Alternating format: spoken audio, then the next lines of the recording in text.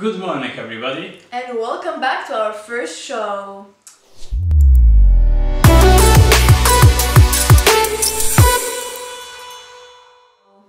So, today's episode we will see the quote of the day and daily issues we're dealing with during this quarantine and in general. For sure.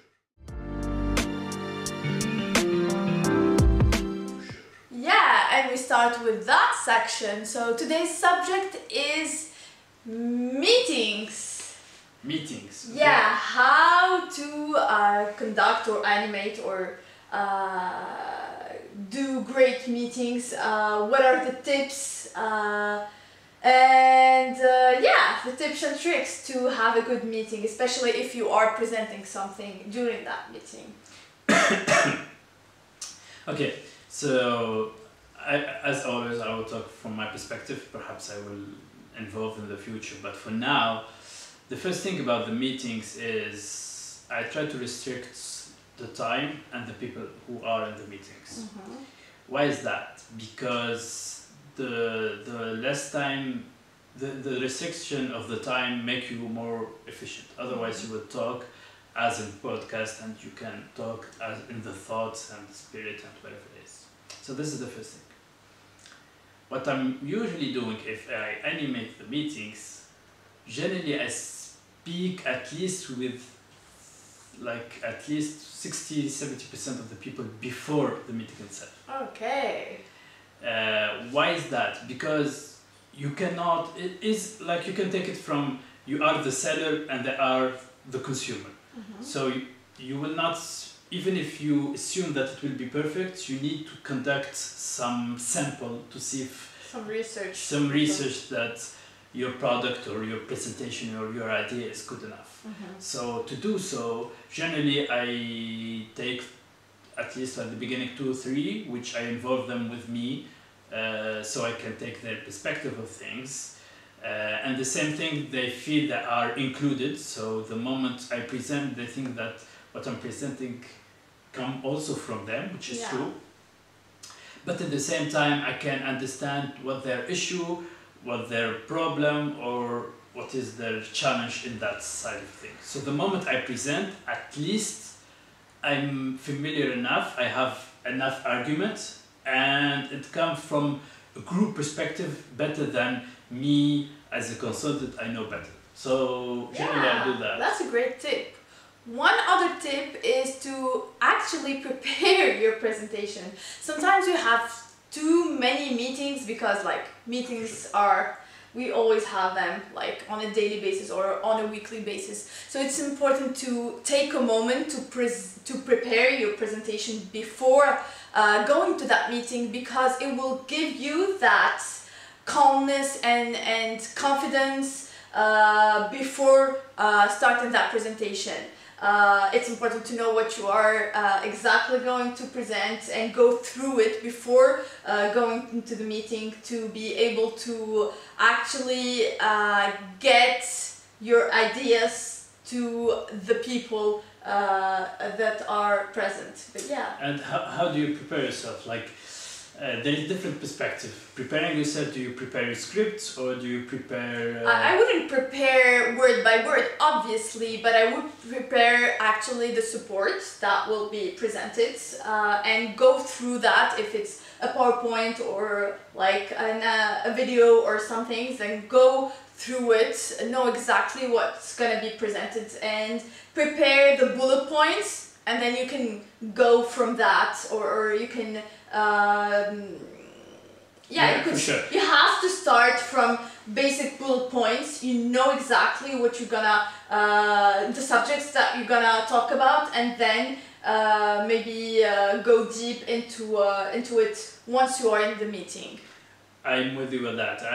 What I can bring on this is perhaps I prepare the framework. Let's say I prepare the structure in a way so we do not go beyond. Exactly, because sometimes we prepare the support and forget what to talk about once you have that page there, so you just blank or you just try to figure out what you're supposed to talk about, or just zap it and go to the next slide, which is which happens. The first meetings are not always great. You learn that by time. So yeah. So you agree on the thing that you need to prepare at least either support or document of framework which can help you. It depends also, because if it's a demonstration, then maybe you wouldn't need a PowerPoint, because my brother here loves PowerPoints and he prepares it for almost everything, and I get his points, but I'm not that big of a fan. Sometimes when I have to do like a demonstration of of work evolution, technical evolution, then I go directly into the tool and present it from the tool. But it would be more interesting to have like at least 1 or 2 slides that would present the demonstration before starting it. So yeah, I agree. Good. Okay, Good. good. Good is. Moving on to the next section where we read inspirational quotes and to inspire you guys and inspire us as well. So the quote of the day is: the house thinker get problems solved effectively because he wastes no time with the future ifs, and it's said by Norman Vincent Peale. The how, like focus on the hows and forget about the ifs, right?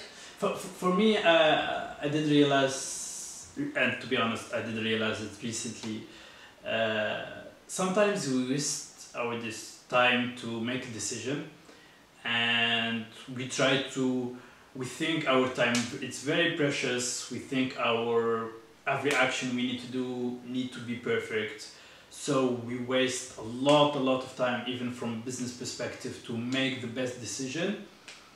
But there is one thing that we need to realize, that sometimes you need to take a decision and assume it. And this is it, because you don't know the other way. They don't know the other consequence of the other. Yeah, what if we did things differently? Obviously, once you take the decision, regretting the decision and thinking about what if I did the other decision, or I went with the other option, is really a waste of time, because you would never go back and choose the other option, and you would never know how it would have worked, you know. So basically, once you make the decision, you have to like live with the consequences, and maybe do fix things later or do other decisions later, but what has been done is done already. But how to focus on the how. The idea of how is easy, because the idea how is a mindset. The mindset to change, the mindset to think, the mindset that your thinking or your analyzing always is continuous. You stay with your family, they talk about something. For example, last time I did have a cousin that he did speak about his purchase of clothes, and I was thinking about his journey. And this idea, as a customer, and that mindset you need to have, like how it goes, how can I get better this, how can I understand? The how, it's a mindset. The moment you have it, you will always have it, and that's why, for example, like I said, customer-centric, I don't like that much the word, but if you love your customer, you always have the how I can make their experience better, how can I involve them, how can I delight them better.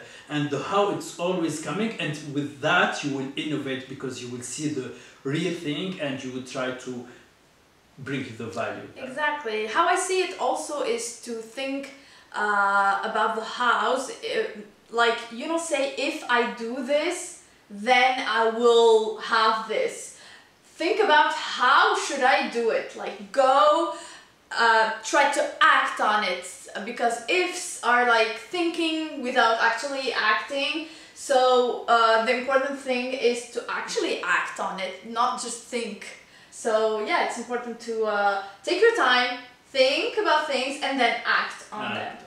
Don't see the ifs. Exactly. So thank you guys for watching. Don't hesitate to put your comments below or send them through Instagram and LinkedIn. And see you in the next episode. See you next time. Bye.